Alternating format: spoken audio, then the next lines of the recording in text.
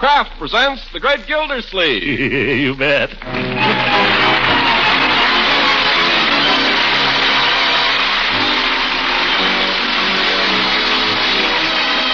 Kraft Cheese Company, makers of Parquet margarine and a complete line of famous quality food products, presents Harold Perry as The Great Gildersleeve. Kraft brings you The Great Gildersleeve every week at this time, written by John Whedon and Sam Moore with music by Claude Sweeten.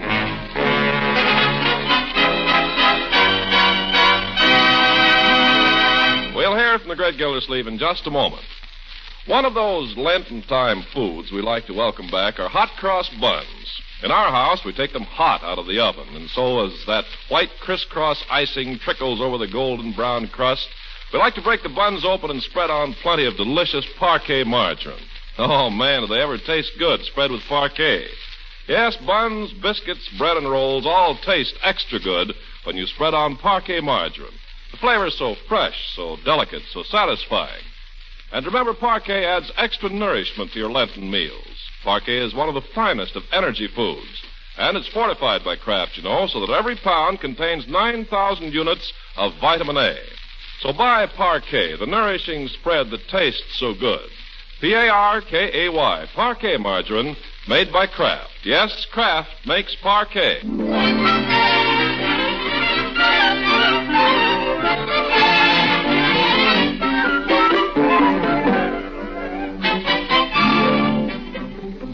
You got to accentuate the positive, eliminate the negative. Well, Gildersleeve appears to be in fine spirits this morning and a pretty fair voice. What's come over him anyway? He's up before daylight in his bathroom shaving. Yes, believe it or not, the clock stands at 10 to 7. The mercury stands at 2 below zero. The coal bin stands 3/4 empty, and his bank account stands $11 overdrawn.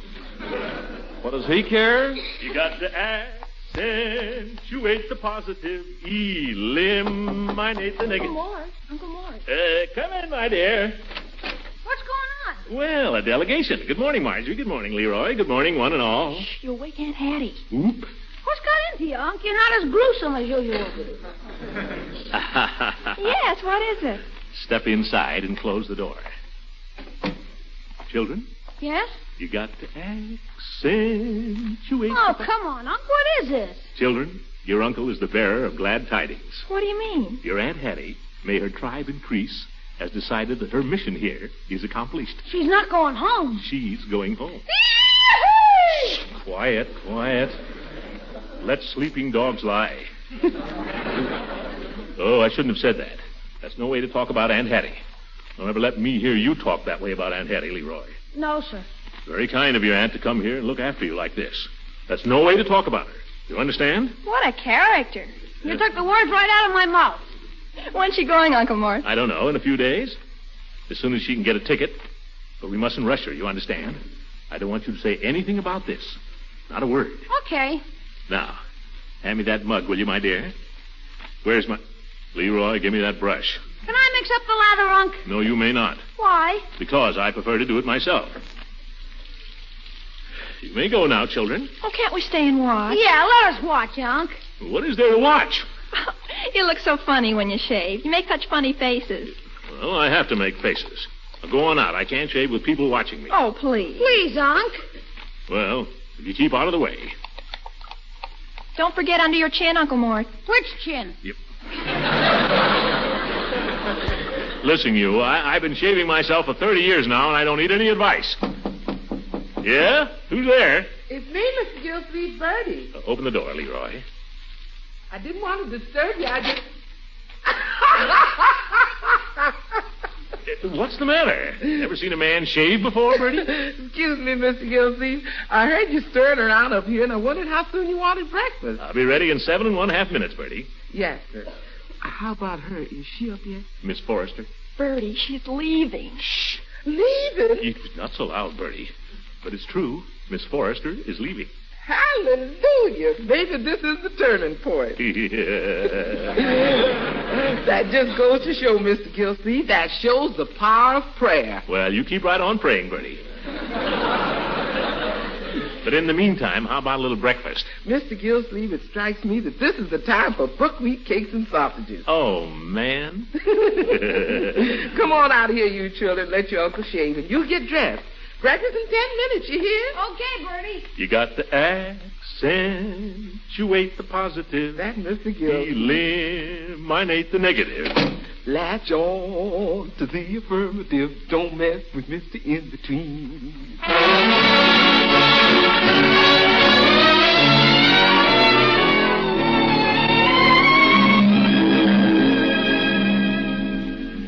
Well, sir, I'm stuffed, and I don't care who knows it. I'll have a couple more, Bertie, if you got 'em there. Leroy, how do you do it? I'm a growing boy. You're a bottomless pit. Doorbell. Yeah, well, I'll go, Bertie. I'm nearly through. Don't be bashful, Bertie. Stack 'em up. Good morning, Gildy. Oh, you, Judge. Come on in. Thank you. Come on in. You're letting in the cold. It's getting frosty out. Your nose looks like a tomato. Morning, Marjorie, Leroy. Morning, Judge. Leroy, Judge Hooker said good morning. Good morning. Would you care for a cup of coffee, Judge? Warm you up. No, thank you, Bertie. 1 cup is my limit. I've already had 2. Yeah. Come on in the living room, Horace. Take off your earmuffs. Can't stay, Gildy. I got to get down to the office. I just dropped in to get your proxy. My proxy? For what? For the meeting tonight, the Jolly Boys Social Club. We're holding an election of officers, and I knew you wouldn't be able to attend, so I thought I'd Now, wait a minute. What makes you think I won't be able to attend? Well, will you? Well, as a matter of fact, no, I don't think I can. Now, what's so funny? Golly, Gildy, she certainly got you tied to her apron string. Oh, is that so? I'd come if I wanted to. Only I don't want to. Says you. Might interest you to know, you old goat, that Hattie is going home in a day or so. And being a gentleman, Says you. I'm too polite to leave her alone on the last night of her visit. Says you. Listen, you old parrot, never mind the witty repartee. You haven't even been polite enough to meet her. If you were any kind of a friend, you'd help me out a little with her. And if you were any kind of a friend, you wouldn't ask it. What do you know about her? As much as I care to. All right. I take it I have your proxy then to vote as I see fit tonight? You certainly have not. Oh, now, Gildy. I know you. You'd vote for yourself. I have no personal ambitions, Gildy, but if elected, I shall strive to serve to the best of my ability. Listen, who started that club? Now, surely you're not thinking of yourself for president. Well, I don't know why not. A man who can't even attend meetings, a man who's so tied down at home that Who's tied down? I tell you. Martin. Yes, Hattie? I wonder if you'd bring up my eyeglasses. I left them downstairs last night when we were playing cribbage. Yes, Hattie. All right, laugh, you old goat. You just wait till you need a friend.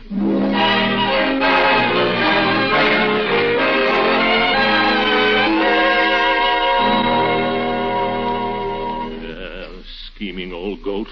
I start the club and he wants to run it. Why, George, if I could get down there tonight. Why don't you just go, Uncle Mort? What? Leave Aunt Hattie all alone on her last night here? Oh, no, my dear, that wouldn't be very nice. If there's anything I hate, it's a schemer. She's coming downstairs. Huh? I remember what I told you. No remarks about her leaving. And for goodness sake, be polite, or she'll think she's got to stay and start work on you all over again. Don't worry. You too, Marjorie. Yes, Uncle Mort. Yeah, well, good morning, Hattie. Good morning, Aunt Hattie. Good morning, Aunt Hattie. Good morning, everyone. Did you have a good night's sleep, Aunt Hattie? Why, yes, Leroy, I did, thank you. That's good. I was afraid noisy children might wake you up, so I didn't let anybody play in the front yard. Well, that was very thoughtful, Leroy. Yeah, that's me. How you feeling now, Aunt Hattie? Feeling? Why, I feel fine, Leroy. Why? That's good. Just wanted to know. Have you had breakfast, Aunt Hattie? Or could I get you some? Oh, Bertie brought my breakfast up to me on a tray, thank you. Well, I hope it was satisfactory. Oh, yes. The egg was a little harder than I liked them, but then things can't be perfect. No reason why not. Yeah, better speak to Bertie about that, Uncle Throckmorton. I don't usually approve of staying in bed for breakfast. But once in a great while, I like to pamper myself and rest up in the morning, especially before a long journey. Going somewhere, Aunt Hattie? Yes, I'm afraid I have to, Leroy. I've got to be getting home. Oh, gee. Did you hear that, Marge? Aunt Hattie's gone home. Shucks. Leroy. I suppose I really ought to be doing something about getting train reservations, Throckmorton. Train? Well, must you go, Hattie? Yeah. Couldn't you stay another week, Auntie? Look, little Lord Fauntleroy. Why don't you run along, you and your sister? Aunt Hattie and I have a few things to talk about. Come on, Leroy. We'll see you at lunch, Aunt Hattie. Yeah, see you at lunch. I get to sit next to Aunt Hattie, Marge. You've certainly done wonders with those children, Hattie. I hope it lasts. Oh, by the way, Throckmorton, there's something I've had on my mind. Oh? What's that? It's about the children. Yes? Have you ever considered what would happen to them in the event that you, passed on? Passed on? Died. I'm not going to die. Yes, but if you did, you ought to consider that, you know. What provision is made for them in the event of your demise? Demise? Well, I don't remember exactly, Hattie. It's all in the thing there, the legal papers. I must say you don't seem very clear about it, but if you say it's taken care of... Wait a minute. Maybe you'd like to talk to Judge Hooker about this. Well, it's no business of mine. You're the children's guardian. No, I think you've got a very good point there, Hattie. The judge is a regular bear cat on all that legal stuff. Tell you what I'll do. I'll call him right up. Well, I didn't mean... Oh, the judge would love to talk to you about it. I'll ask him to come over this evening. Are you sure he wouldn't mind? Mind? He's been dying to meet you. Oh, you'll be crazy about the judge. A wonderful fellow and a great mind. Yeah, the old schemer. If there's anything I hate, it's a schemer. Hello. Judge Hooker there. Well, put him on, please. This is Mr. Gildersleeve. Judge just came into his office. Hello, Judge. Gildy. Judge, I wonder if you could come over to my house this evening on a matter of business. Yeah, it has to do with the estate. Miss Forrester would like to discuss... Now, wait a minute. I don't care what social engagement you have. Oh, if it's not convenient, tell him... This is business, Judge, and it's mighty important. Either you're the executor of this estate or you're not. Which is it? Well, you get over here, understand? Is he coming? Oh, the judge says he'd be delighted. Hi. Yes, sir. If there's anything I hate, it's a schemer.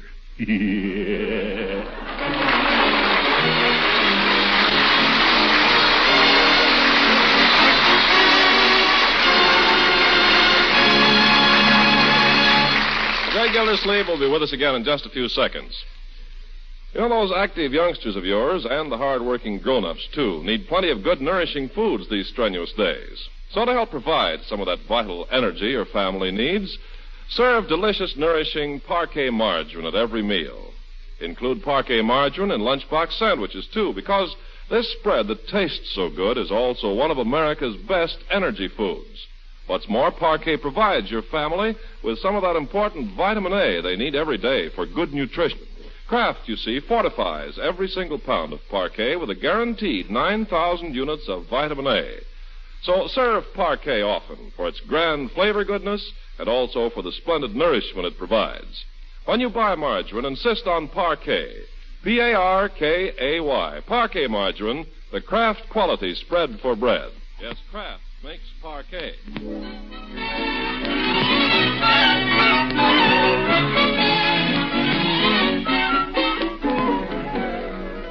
Now, let's get back to the great Gildersleeve, that crafty fellow. It's a little before 8 o'clock in the evening, and we find him with his hat and coat on, his hand on the knob of his front door, about to make what looks like a getaway. Hattie, you sure you don't mind my going out for a few minutes? Not at all, Throckmorton. Not if this meeting is as important as you say. Oh, you going to an important meeting, Unc? Very important. It's with the chief of police, Mr. Gates, and Mr. Munson, and, well, it's a little group of professional men. Be careful of that cold, Leroy. We wouldn't want Aunt Hattie to have to nurse you through an illness, would we? Oh, I'm all right, Unc, honest. Just watch it. Well, Hattie, you won't be alone. Judge Hooker will be arriving in a few minutes, and you'll be crazy about him. Oh, I'm sure he's very nice. Oh, he is. Well, I'll be going. Leroy, in case I don't get back before you're in bed, good night. Good night, Uncle Mort. See you later, Hattie. Oh, one more thing. If you should finish up your legal business before I get back. Judge Hooker just loves cribbage. Well. Yeah. Goodbye now.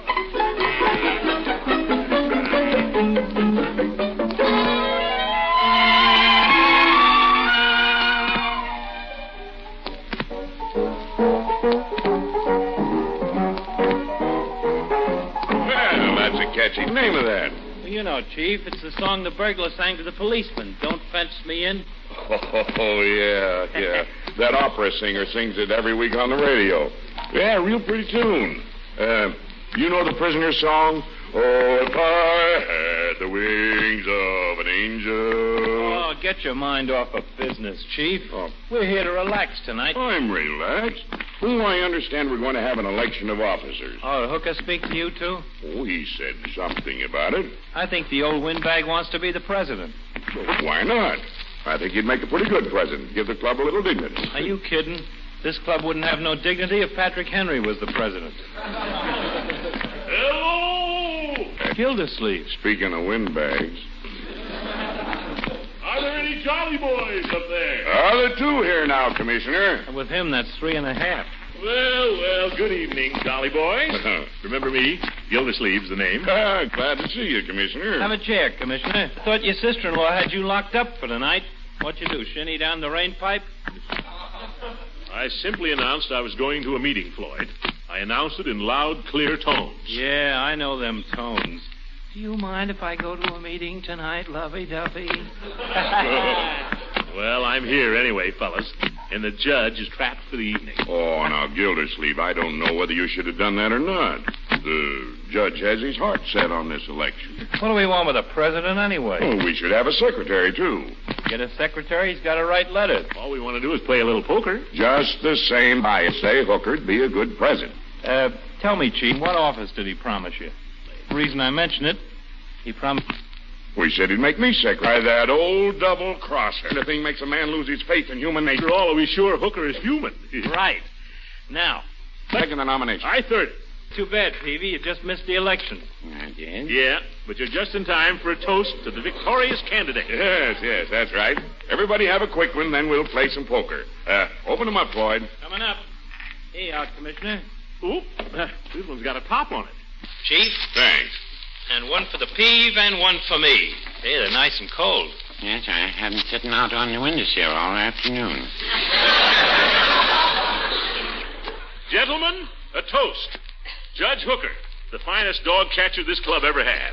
Well, I wouldn't say that.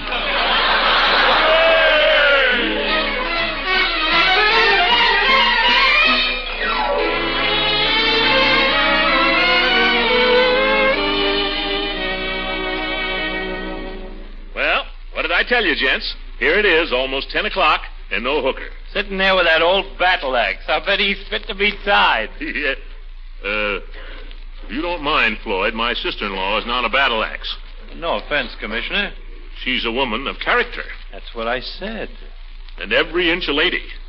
Isn't that right, Peavy? Oh, absolutely. Peavy knows her.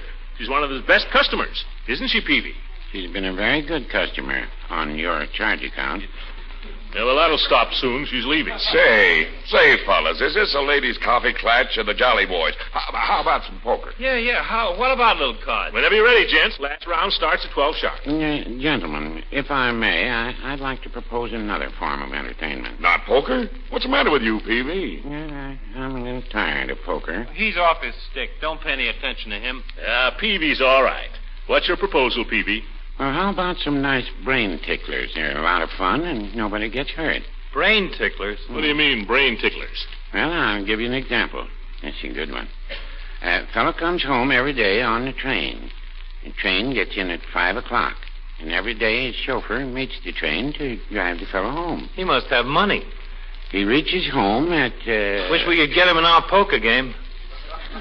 Stop interrupting me, Floyd, please. Yes, Floyd, stop interrupting. Thank you. The train arrives at 5, and the chauffeur gets him home at 6 every day. But one day... He must live quite a ways from the station. He lives in a fashionable neighborhood, Floyd.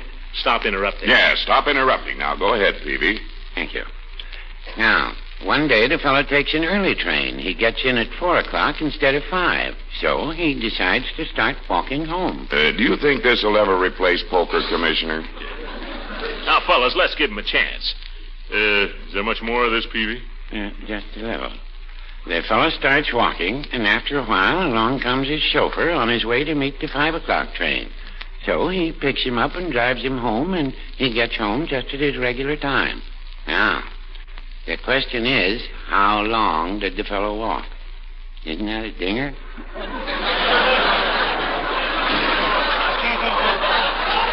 Well, I'll let you boys figure it out while I have another Coke. Yeah, get me one, too, will you, Floyd? Yeah, me too, Floyd. Say, how about a song? Yeah, let's have a song. Oh, I feel just like a song. Oh, fellows, aren't you going to solve the brain tickler? Oh, that. Well, I didn't really get all the details, Peavy, the way everybody kept interrupting. I'll tell it to you again, Mr. Gildersleeve. Now, this fellow comes home on the train every day. Here, Peavy, have a Coke and quit worrying about that rich commuter. Thanks, Floyd. His train gets in at 5 o'clock. Oh, then the chauffeur drives him home. That's right. The chauffeur gets him home at 6 o'clock. But on this one particular day... Excuse me just a moment, Peavy. Floyd, did you bring a new deck of cards tonight? Yes, sir. Got 'em right in my pocket. Fine. Sorry, Peavy. The chauffeur drives to the station every day at 6 o'clock. No, he gets home at 6 o'clock. Oh, I've got it. I know the answer. You can't know the answer. I haven't finished stating the problem. The man usually arrives at 5, but one day he arrives at 4. Oh, yes. Now, just a moment, Peavy, if you don't mind. Say, Floyd. On that day, he starts walking home. What is it, Commissioner? His chauffeur starts at the usual time. Wait a minute, Peavy. Fix me up another Coke, will you? You bet. Now, Peavy, sorry. The chauffeur meets the man and drives him home. Put a piece of ice in it, Floyd. Okay. Well, Peavy, what about the brain tickler? No, go to grass. You can tickle your own brain. Well, here's your Coke, Commissioner. Oh, thanks, Floyd. By George, it's a shame poor old Hooker has to miss all this fun. The club doesn't seem the same without it. You're right, Commissioner. Doesn't seem fair for us to be having all this fun with him not here. I think we ought to drink a toast to the judge's empty chair. It's far from empty, Floyd. Mr. Gildersleeve is sitting in it. Well, let's have the toast anyway. To absent friends. To absent friends. Good old Hooker. Got a heart as big as all outdoors. And just as cold. Floyd, how can you speak that way of our dear absent friend? Just slipped out, Commissioner. I could have bit my tongue out as soon as I said it. Well, I'm glad to hear that. I yield to no man in my admiration of Judge Hooker. As a gentleman, as a scholar, as a poker player. He sings a pretty fair baritone, too, fellas. Sings like a nightingale. A tone-deaf nightingale. Say, how about a little song as a tribute to the judge? Why, for that, we could do his old favorite. Oh, promise me that one day when I... Oh, brother. Oh, I can't go on with it with him not here. Say, how about the Banks of the Wabash? He always loved that. Yeah, Wabash it is. Come on, play it, Floyd. Just give us a chord. All right, here we go. Oh, the moonlight's fair tonight along the Wabash. From the fields there comes the breath of new-born hay.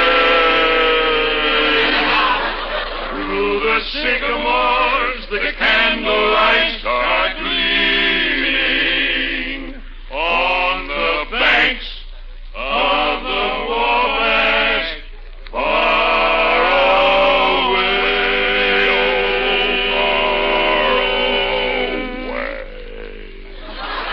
oh, great. Let's do it again, huh? This one's really for Hooker. Oh, the moonlight.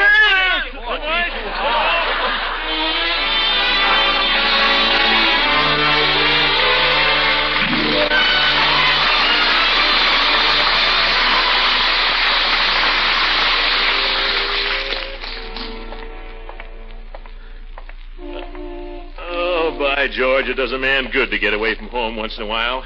You know that, Peavy? I dare say. Yeah. You want to get out oftener yourself, Peavy, you know it? You want to be like me. No, I wouldn't say that. Sure, look at yourself, Peavy. You go home every night, and what do? You read the paper, you listen to the radio a while, and then you go to bed. You're in a rut. Yeah, it's a pretty nice rut. Not for me, boy. Say, isn't that Judge Hooker's car? I wouldn't know. Certainly it is. I'd know this fender anywhere. They must be having quite a legal discussion in there. Yeah, discussion nothing. If I know Hattie, she's hooked him into a cribbage game. The judge will never forgive me for this, Peavy. Well, I guess I'll be going along. Good night, Mr. Gildersleeve. Good night, Peavy. Thanks for your company. The pleasure was mine. Yes, sir. He's still in here.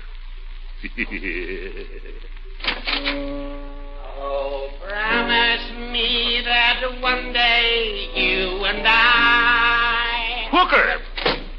Well, I had no idea I'd find you still here. Oh, I've had a delightful evening, Gildy. Huh? And so have I, Throckmorton. And guess what? What, Hattie? The judge has been so charming, he's persuaded me to stay another few weeks. Huh? Once more, Judge. Oh, promise me that one day you and I...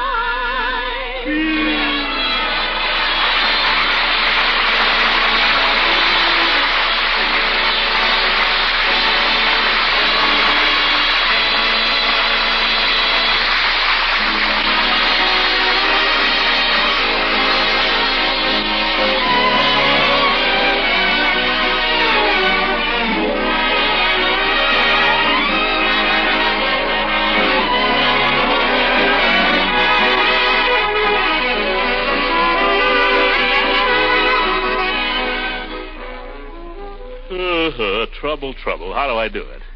Well, so much for Gildersleeve. If you people don't mind, I'd like to talk for a minute about something more important. You know, there's a lot of money around these days. There's not much to spend it on. So it's a temptation to throw it away on stuff we don't really want. All I want to say is, don't. There's a man coming around to your house pretty soon with a better proposition. Most of us have someone pretty close to us in the war by now. The money we'd blow today without thinking could save his life tomorrow, if we stop to think. Look at the men in uniform you see on the street these days. The men who are fighting this war for us. They're kids, most of them. A lot of them have never even been away from home before. And they're a long way from home now. They need more than just weapons and training and food. They need a little comfort now and then when it's possible. They need assurance that everything's being taken care of back home. They need diversion and rest from the strain of battle. They need care when they're wounded and blood when they've given theirs. All these things the Red Cross can give them. But it can give these things only if we give to the Red Cross. So when we're called upon, and it won't be long now, let's be ready. Not with an alibi, but with every cent we can scrape up. Show me any place where you can get more for your money. Good night, everybody, and think it over, will you?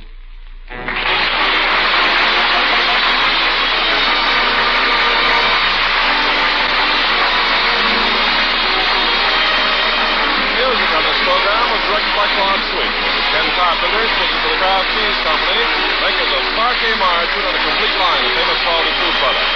Kraft invites you to listen again next week for the further adventures of the great Gildersleeve.